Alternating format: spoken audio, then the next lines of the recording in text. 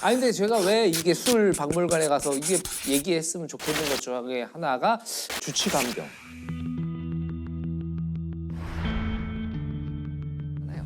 이제 범죄 요건이라는 게 구성 요건, 그다음에 위법성, 책임 이 세 가지가 다 충족이 돼야 되거든요. 여기서 이제 책임이 너무 어리거나 14살 미만이면 책임 무능력자고 책임 중에 하나가 그 심신 상실이나 심신 미약이 있는 거예요. 진짜 제정신이 아니었던 거. 예, 그 당시에 술을 먹었다고 해서 심신 미약을 인정할 수 있는 거거든요. 판사는 이제 심신 미약 그 하한을 2분의 1로 다운시킬 수 있어요. 아, 그거 가내주는 게 맞나 싶기도 한데 오히려 그걸 이용하는 사람들이 이제 많아지고 점점 늘어나는 것 같거든요. 그런 사례 때문에 계속적으로 문제 제기가 되기도 했었는데 근데 이제 2008년에 조두순 사건이 검찰에서 무기징역을 구형하거든요. 구형하는데 결국 정말 낮은 형량이 12년을 받아요. 그 12년을 받은 이유가 주치경감이거든요. 술을 많이 먹어서 심신미약 상태였다.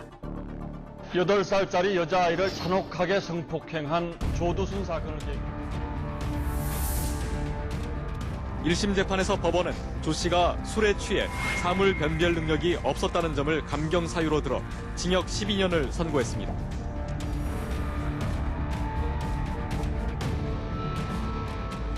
법무부 차량을 타고 서울 남부교도소를 나온 조두순이 경기도 안산 준법지원센터에 도착합니다. 진심으로 뉘우치고 계시나요? 이 심신미약 술 때문에 벌어진 심신미약을 악용한 대표적인 게 조두순이거든요. 심신미약자는 감경한다. 2018년도에 법 개정이 됐는데 감경할 수 있다. 그러니까요. 네, 감경할 수도 있고 안 해도 되고. 근데 오히려 사실 강력 범죄도 그렇지만 최근에 이슈가 되는 것들이 성추행 범죄 같은 거 있잖아요. 그때 이제 많은 문제가 생기는 것 같아서 아니 그래서 법 개정이 됐더라고요. 성폭력 범죄는 감형을 할 수 없게 법 개정이 됐더라고요. 이게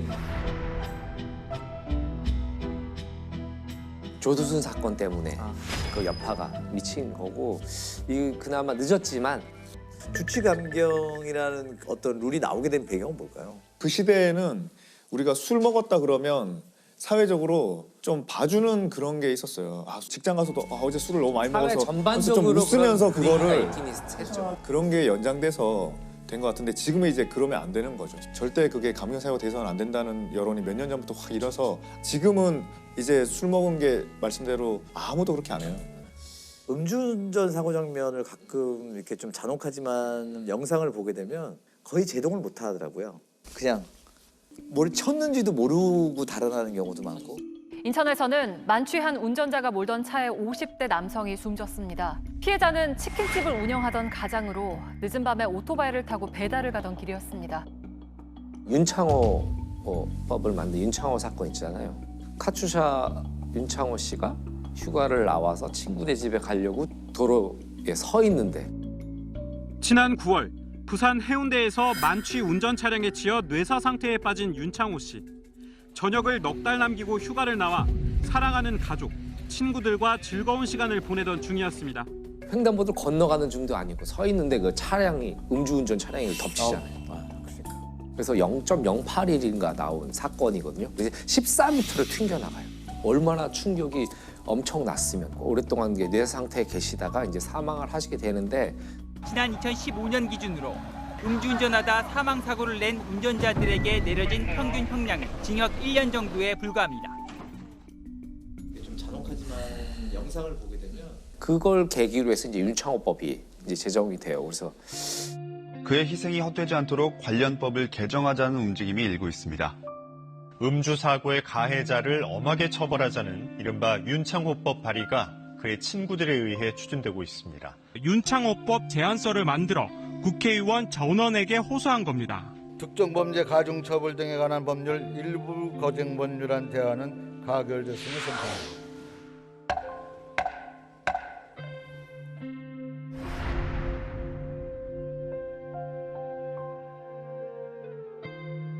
그 좀 다른 관점인데 이건 자동차 회사들한테 요즘 기술로 할 수 있을 것 같아요. 아 음주하면은 바로 아니 그러니까 딱 좌석에 앉으면 시동 안 걸리게 좀 하는 기술이 그렇게 어려울까? 속이겠죠.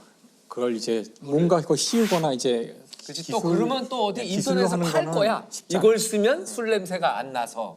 사실 자동차라는 그 기계가 좀 이상한 기계긴 해요. 인간의 속도 감각이 아니거든요. 사람들의 많은 착각이 아무리 우리가 빠르게 뛰어봐야 시속 뭐 10에서 20까지 뛸 수 있을까?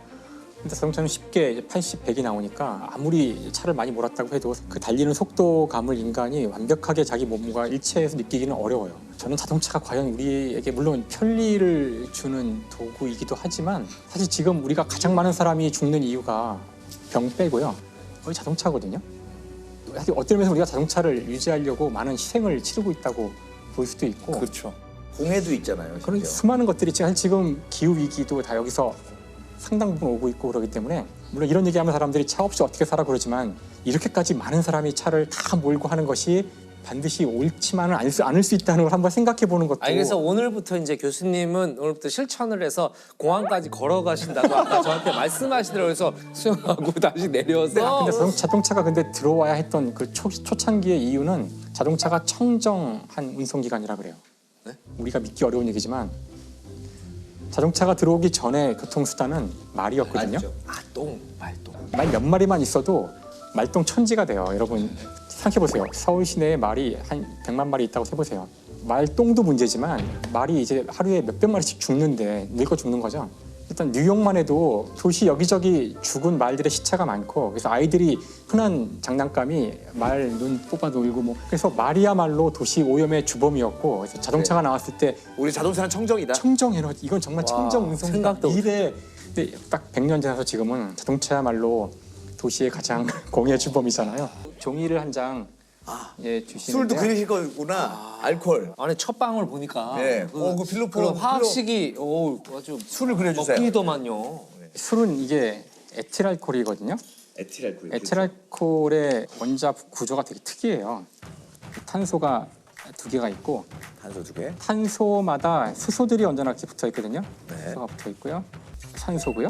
산소는 O라고 쓰죠. 왜냐면 여기에 이제 비공유 전자쌍이라는 게 있거든요. 이거 이게 술이에요? 개처럼 보이지 않으세요? 이게 에틸알코올. 술 먹으면 개가 그래서 된다. 술 먹으면 개가 돼요. 멍. 멍. 쓰다듬어줘. 네. 쓰다듬어줘. 네, 박사님 이게 개그를 할 때 톤을 좀 높여주세요. 멍 이렇게 하는 게 안 웃기잖아요. 네? 멍. 이건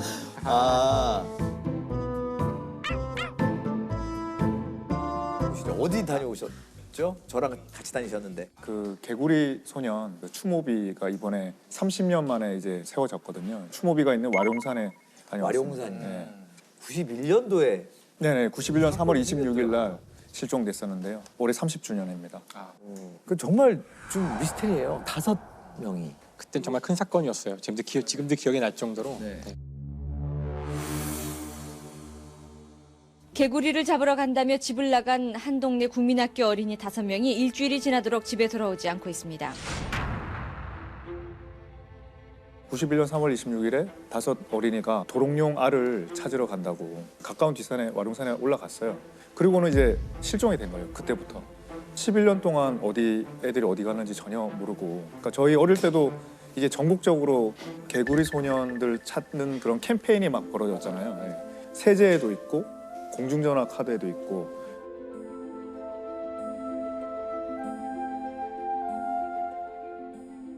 그래 연인원 35만 명이 이렇게 온 사사치 뒤졌는데도 안 나와서 하도 안 나오니까 UFO에 뭐 데려갔다, 기억나요. 북한에 갔다, 뭐 그런 말도 있었고요.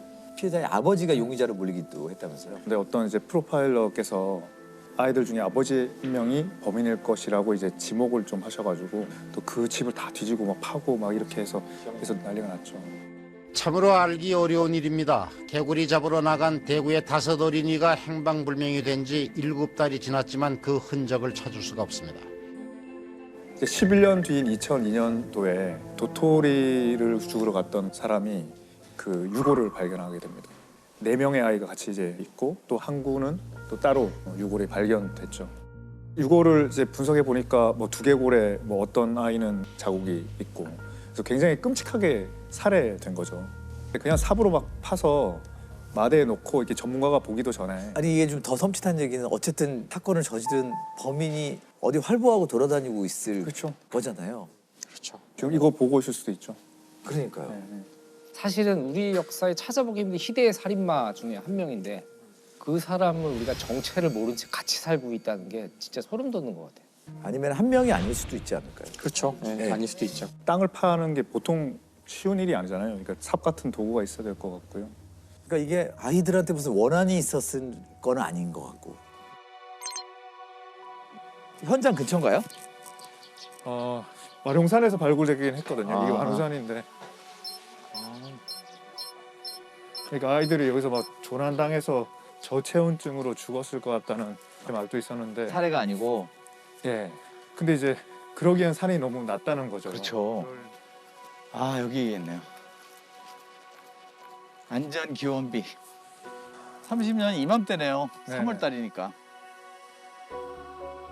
가깝나요? 여기서 가까운 거 같아요. 네. 여기 그러면은- 바로 이제 집 뒷산에 올라. 그러면 이 가까운 데서 못 찾은 거잖아요. 예. 아 왜 그랬을까? 아니 근데 부모한테 협박도 없었고 유괴는 아닌 거라는 얘기죠. 그죠? 예. 우발적으로 그냥 죽이게 된 상황이 아닐까라고. 그때만 해도 다 살아 있을 거라고 기대하면서 희망을 찾으려고 가지면서 했죠? 찾으려고 했죠. 그 아이들이 어딘가 어디를 갔으니까. 갔을 것이다. 예, 예. 네.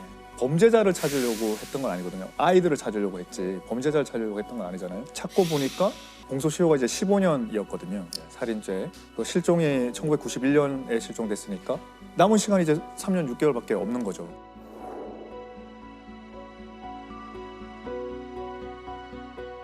이게 수사를 멈춘 상태인가요? 아무도 안 하고 있는 거예요? 작년, 재작년에 또 재수사도 또 한 번 또 하고 그랬던 것 같습니다. 그러니까 범죄라는 것도 시간에 얽매여 있는 거거든요. 공소시효 안에서 범죄가 범죄일 수 있고 그거를 추적해서 잡아서 기소하는 거지 공소시효를 벗어나면 검사가 기소를 못하는 거죠. 검사가 기소를 못하는 거는 이제 수사도 할 필요가 없어지는 겁니다. 영구미제가 되는 거죠, 말하자면. 그러니까 사건도 죽어버리는 거네요. 그렇죠. 예. 근데 살인은 폐지됐. 태완이법이 이제 그 살인죄 공소시효를 폐지한 법이거든요. 2015년에 통과됐는데 태완이법이 살인죄로 인한 또 사형이 규정된 그 죄를 저지른 경우에는 공소시효가 적용되지 않습니다.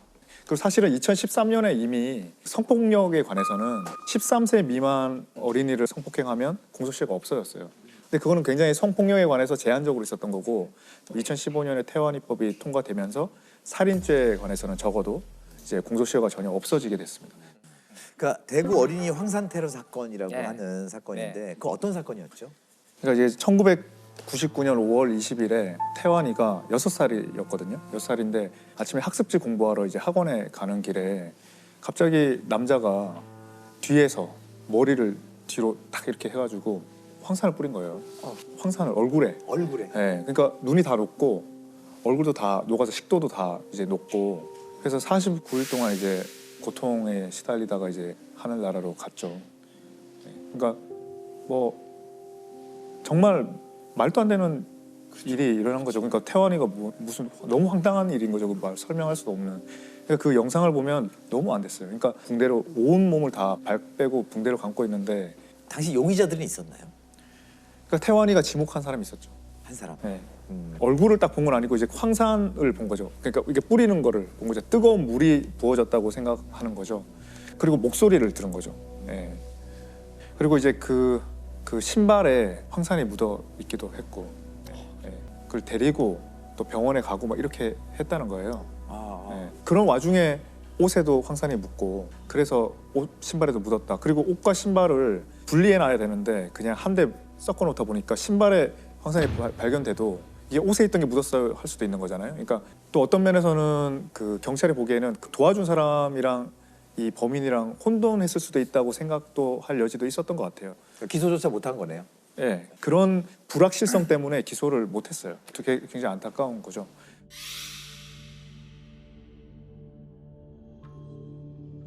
그 다음에 또 하나 처음에 이제 좀 문제가 됐던 거는 황산이 검은 봉투에 들어 있었다라는 거였거든요. 근데 황산이 검은 봉투에 넣으면 그냥 타버리지 어떻게 검은 봉투에 황산이 들어갈 수 있겠느냐. 그래서 그 말을 믿을 수 없다고 한 거예요. 그러니까 그 산이란 이 강산이거든요. 황산, 염산, 뭐 질산 이런 거요. 그러니까 산이 우리한테는 이게 뭐든지 다 이렇게 태우는 것 같은 느낌을 주는 이유가 이게 금속을 녹여요. 금속. 그러니까 금속을 황산에 넣거나 그러면 금속이 확 이렇게 녹아버리는 걸 보기 때문에 모든 걸 다 녹일 것 같은 착각을 하는데 실제로 화학 반응은 간단하지가 않아서 지금과 같은 플라스틱은 못 녹여요. 그러니까 황산은 그 탈수제 역할을 하거든요. 탈수란 거는 단순히 물을 좀 흡수한다가 아니라 분자로부터 산소와 수소를 다 뜯어낸다는 뜻이에요. 그러니까 이걸 이제 사람한테 하면은 탄소만 쟤만 남는 거죠. 쉽게 얘기하면은. 근데 이 플라스틱은 산소가 없거든요. 그렇죠. 그냥 탄소에다가 수소만 있기 때문에 비닐, 플라스틱 못 녹여요. 결국 태환이 사건은 어떻게 되고 있는 건가요 지금? 그 태안의 사건은 근데 아쉽게도 고소시효가 만료됐어요. 만료되고서. 그거까지는 근데 기소를 못할 뿐이지 수사는 뭐 원하면 할 수도 있는 거고 범인을 찾을 수도 있는 거잖아요. 그렇죠. 근데 공소시효가 완료됐을 때 강제 수사를 할 수 있냐에 대해서 강제 수사는 논란이 되죠. 혹시나 범인이 밝혀져도 처벌을 할 수 없는 네, 거고. 네, 그렇죠. 그게 또 굉장히 안타까운 거죠. 16년 전 대구에서 6살 어린이가 누군가가 뿌린 황산을 뒤집어서 숨진 사건이 있었습니다. 그런데 최근 이 사건의 공소시효가 만료돼 영구 미제 사건으로 남게 됐습니다. 일명 태환이법이라고 불리는 형사소송법 개정안이 반대표 없이 국회를 통과했습니다. 이로써 형법상 살인죄의 공소시효는 완전히 사라지게 됐습니다. 태환이법 시행 뒤 경찰이 재수사로 해결한 장기 미제 사건은 6건이나 됩니다. 약촌오거리 살인 사건이 그 첫 성과입니다. 유력한 용의자가 밝혀졌는데도 공소시효가 9일밖에 남지 않아 영구 미제 사건이 될 뻔했는데 때마침 도입된 태환이법 덕분에 사건을 해결할 수 있었습니다.